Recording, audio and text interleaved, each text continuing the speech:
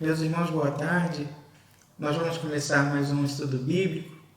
Nessa tarde, nossa reunião de oração e estudo bíblico, eu convido os irmãos para que leiamos em Números, vamos continuar lendo Números, né? Números capítulo 20, do versículo 1 até o versículo 29. Números 20, de 1 a 29. A palavra do Senhor nos diz assim: Chegando os filhos de Israel, toda a congregação ao deserto de Zim, no primeiro mês, o povo ficou em Cádiz. Ali morreu Miriam, e ali foi sepultada. Não havia água para o povo. Então se ajuntaram contra Moisés e contra Arão, e o povo contendeu com Moisés, e disseram: Antes tivéssemos perecido quando expiraram nossos irmãos perante o Senhor. Por que trouxestes a congregação do Senhor a este deserto, para morrermos aí, nós e os nossos animais? E por que nos fizeste subir do Egito para nos trazer a este mau lugar, que não é de cereais, nem de figos, nem de vides, nem de romãs, nem de água para beber? Então Moisés e Arão se foram de diante do povo para a porta da tenda da congregação e se lançaram sobre o seu rosto, e a glória do Senhor lhes apareceu. Disse o Senhor a Moisés: Toma o bordão, ajunta o povo, tu e Arão, teu irmão, e diante dele falai a rocha, e dará a sua água. Assim lhe tirareis água da rocha, e dareis a beber à congregação e aos seus animais. Então Moisés tomou o bordão de diante do Senhor, como lhe havia ordenado. Moisés e Arão reuniram o povo diante da rocha, e Moisés lhe disse: Ouvi agora, rebeldes, porventura faremos sair água desta rocha para vós outros? Moisés levantou a mão e feriu a rocha 2 vezes com seu bordão, e saíram muitas águas, e bebeu a congregação e os seus animais. Mas o Senhor disse a Moisés e a Arão: Visto que não crestes em mim para me santificardes diante dos filhos de Israel, por isso não fareis entrar este povo na terra que lhe dei. São estas as águas de Meribá, porque os filhos de Israel contenderam com o Senhor, e o Senhor se santificou neles. Enviou Moisés de Cádiz mensageiros ao rei de Edom, e dizer-lhe: Assim diz teu irmão Israel: Bem sabes todo o trabalho que nos tem sobrevindo, como nossos pais desceram ao Egito, e nós, no Egito, habitamos muito tempo, e como os egípcios nos maltrataram a nós e a nossos pais. E clamamos ao Senhor, e ele ouviu a nossa voz, e mandou o anjo e nos tirou do Egito. E eis que estamos em Cádiz, cidade nos confins do teu país. Deixa-nos passar pela tua terra. Não o faremos pelo campo, nem pelas vinhas, nem beberemos água dos poços. Iremos pela estrada real. Não nos desviaremos para a direita nem para a esquerda, até que passemos pelo teu país. Porém Edom lhe disse: Não passarás por mim, porque não saia eu de espada ao teu encontro. Então os filhos de Israel lhe disseram: Subiremos pelo caminho trilhando, e se eu e meu gado bebermos das tuas águas, pagarei o preço delas. Outra coisa não desejo senão passar a pé. Porém ele disse: Não passarás. E saiu-lhe Edom ao encontro com muita gente e com mão forte. Assim recusou Edom deixar passar Israel pelo seu país, pelo que Israel se desviou dele. Então partiram de Cádiz, e os filhos de Israel, toda a congregação, foram ao monte Or. Disse o Senhor a Moisés e a Arão no monte Or, nos confins da terra de Edom: Arão será recolhido a seu povo, porque não entrará na terra que dei aos filhos de Israel, pois fostes rebeldes à minha palavra nas águas de Meribá. Toma Arão e Eleazar seu filho, e faz-o subir ao monte Or. Depois despede Arão das suas vestes, e veste com elas Eleazar seu filho, porque Arão será recolhido a seu povo, e aí morrerá. Fez Moisés como o Senhor lhe ordenara. Subiram ao monte Or perante os olhos de toda a congregação. Moisés, pois, despiu Arão de suas vestes e vestiu com elas a Eleazar seu filho. Morreu Arão ali sobre o cimo do monte, e dali desceram Moisés e Eleazar. Vendo, pois, toda a congregação que Arão era morto, choraram por Arão 30 dias, isto é toda a casa de Israel. Meus irmãos, esse nosso texto hoje é um pouquinho mais extenso, tem bastante informação. Nós começamos aqui sobre o diálogo e a desobediência de Moisés que o levou a ser impedido de entrar na terra prometida.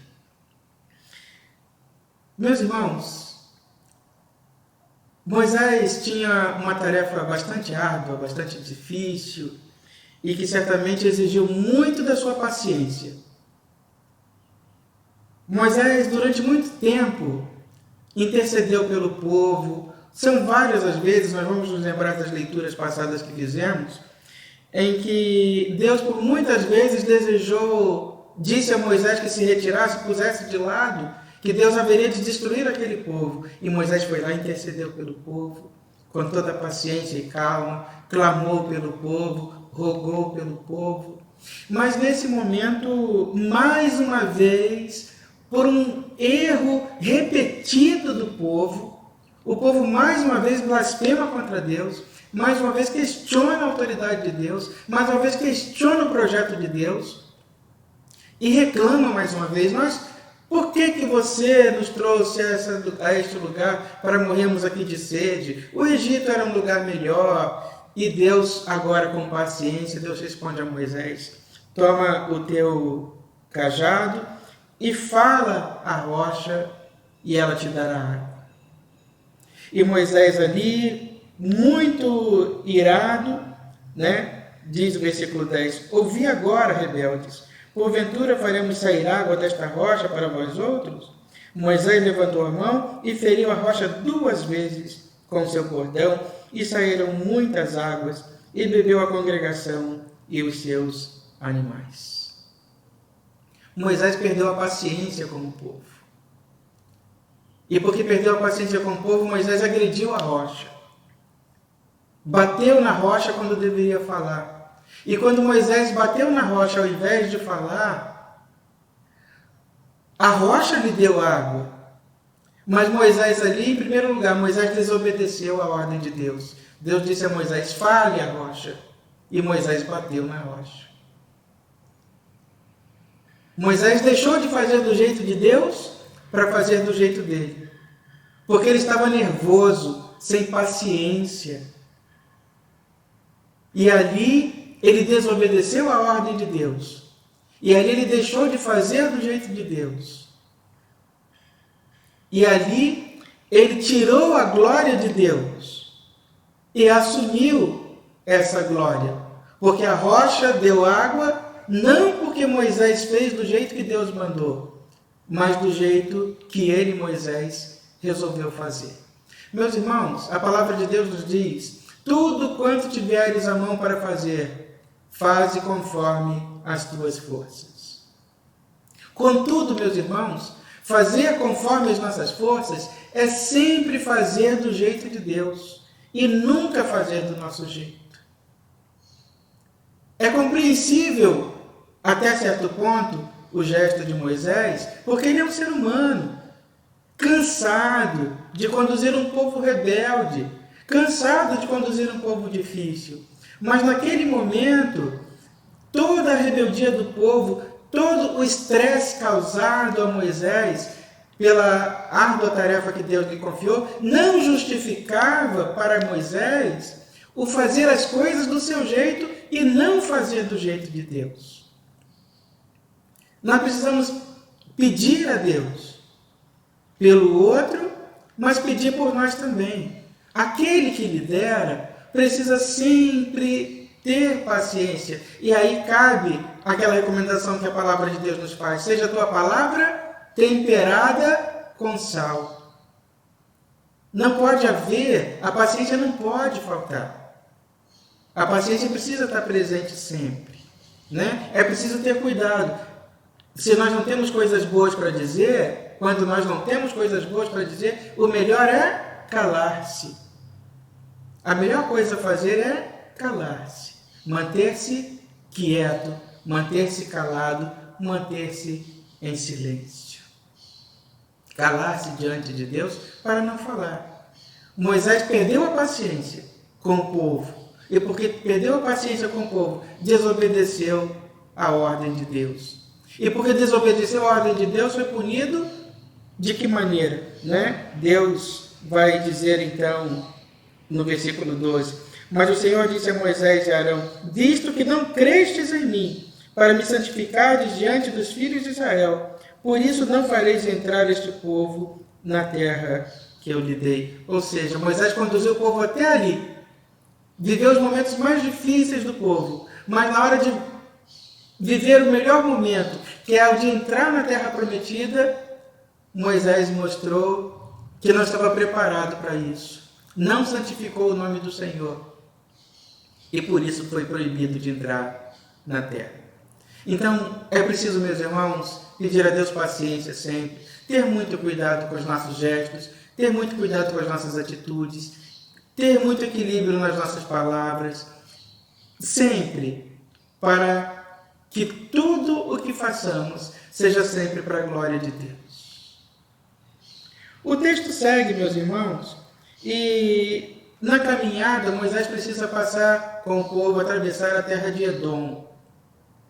A terra de Edom, né, pertencia a um povo, aos edomitas, que eram descendentes de Esaú.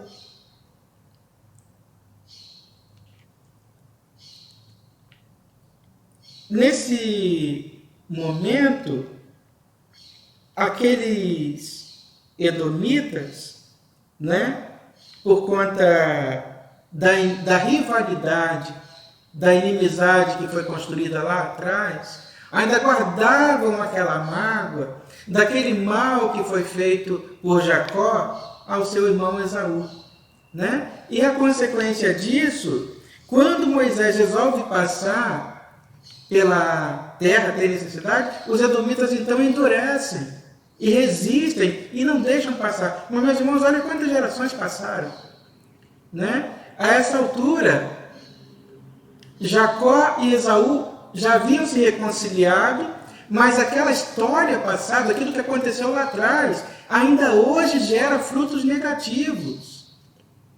Já haviam se reconciliado. Os seus descendentes agora mantêm-se numa relação de inimigos. O povo de Israel, descendentes de Jacó, e os edomitas, descendentes de Esaú. E agora, quando os descendentes de Jacó precisam dos descendentes de Esaú, aquela mágoa passada de alguma coisa que aconteceu há dezenas de anos atrás vem à tona, e os edomitas resistem em deixar com que o povo de Israel passe por ali. Meus irmãos, a mágoa é um veneno que não envenena o outro, mas que envenena a nós. Que não faz mal ao outro, mas que faz mal somente a nós.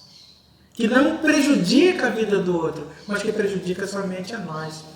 Imagine, meus irmãos, que essas gerações, tantos descendentes de Jacó não o conheceram. Assim como os descendentes de Esaú também não o conheceram. Mas ainda assim, por conta de histórias passadas, de relatos, de acontecimentos que já não são mais desses dias, aquele povo ainda vive refém, escravo daqueles fatos ocorridos lá muito, muito no passado. E continuam sofrendo por causa disso e mantêm uma rivalidade porque não conseguiram se libertar dessa mágoa de algo que aconteceu lá atrás. Um homem, um pastor muito sábio, uma ocasião falou que quando nós guardamos a mágoa no coração, mágoa de alguém ou de alguma coisa acontecida, é o mesmo que tomar um copo de veneno e esperar que o outro caia. A relação de Israel e Edom era prejudicada por conta de alguma coisa que aconteceu há dezenas de anos atrás. Mas eles ainda guardavam aquela mágoa e tinham uma relação ruim, né? Então, o que a palavra do Senhor nos recomenda? Que nós esvaziemos o nosso coração de todo mau sentimento, dessas coisas que não abençoam, dessas coisas que só fazem mal e só trazem prejuízo para o coração do ser humano. Precisamos nos libertar destas questões, nos libertar de tudo isso, para que possamos viver uma vida plena e feliz. O mal que muitas vezes, às vezes até inconscientemente, nós desejamos ao outro, ele vem todo contra nós. Ele não atinge o outro, ele nos atinge a nós mesmos. Né? O outro está lá vivendo a vida dele em paz. Então, muitas vezes, nós somos reféns de coisas que não aconteceram ontem, de histórias que nos contaram, de coisas que não vivemos. Mas pelo fato de alguém nos ter contado, nós vivemos esse sofrimento constante. E a vida precisa continuar. Nós precisamos nos libertar, esvaziar o nosso coração de todo sentimento mal, para que a vida continue. E o texto, na terceira perícope do texto, meus irmãos, continua agora falando sobre a questão da morte de Arão. Deus resolve punir Arão, porque Arão era o sumo sacerdote, estava ao lado de Moisés. Arão era aquele que, enquanto sumo sacerdote, falava com Deus, tinha uma relação estreita com Deus, muito íntima, muito direta com Deus. E Arão estava ao lado de Moisés no momento em que Moisés pecou. Arão era irmão de Moisés, Arão era o sumo sacerdote e não impediu que Moisés cometesse aquele pecado. Talvez pelo respeito que ele tinha a Moisés, talvez pelo carinho que ele tinha por Moisés, seu irmão. Eu não sei qual é a razão, mas o que acontece, meus irmãos, seja qual for o motivo, seja qual for a razão, Arão não impediu que Moisés pecasse. E porque Arão não impediu que Moisés pecasse, Deus pesou a mão sobre Arão também. O pecado de Moisés recaiu sobre Arão também, porque Arão pecou por omissão. Foi conivente com o pecado de Moisés. Não fez nada para impedir Moisés de pecar.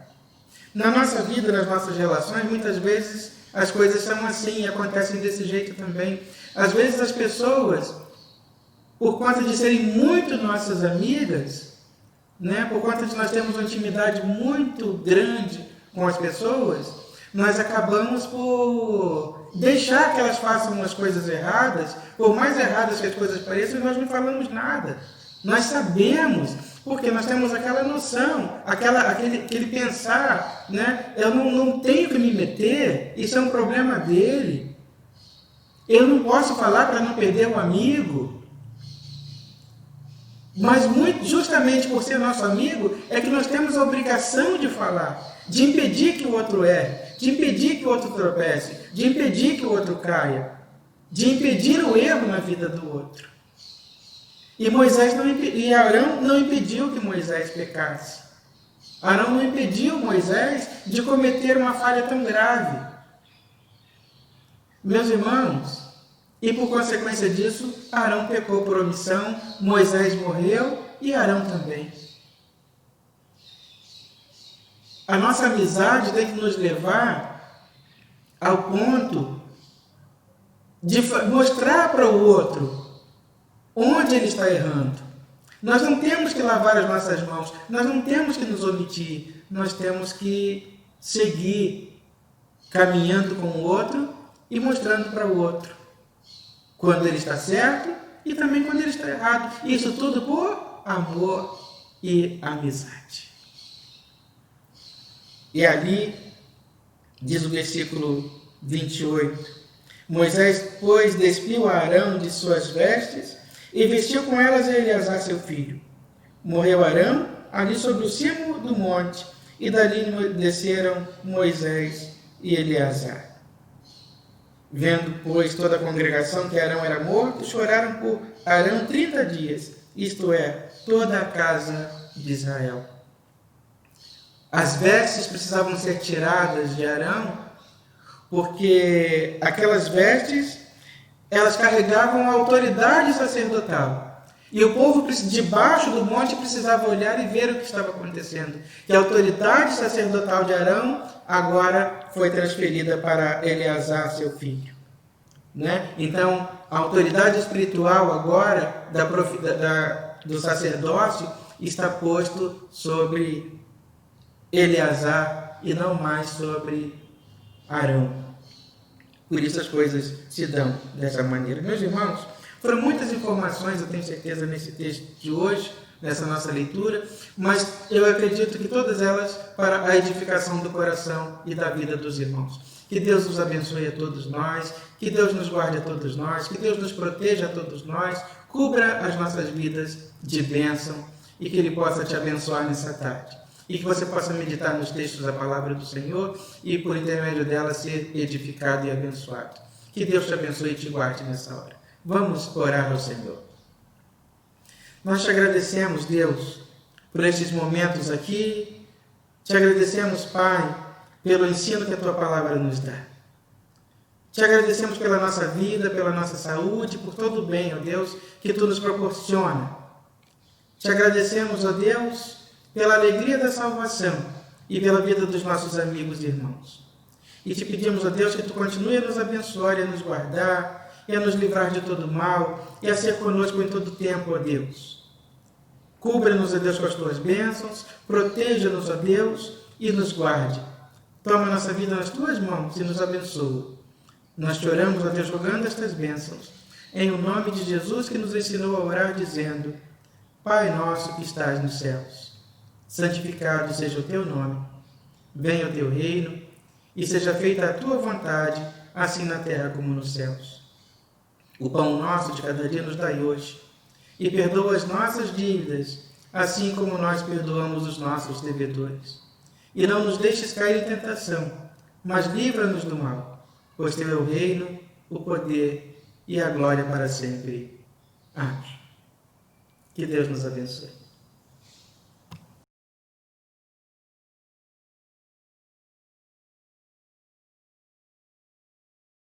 Isso.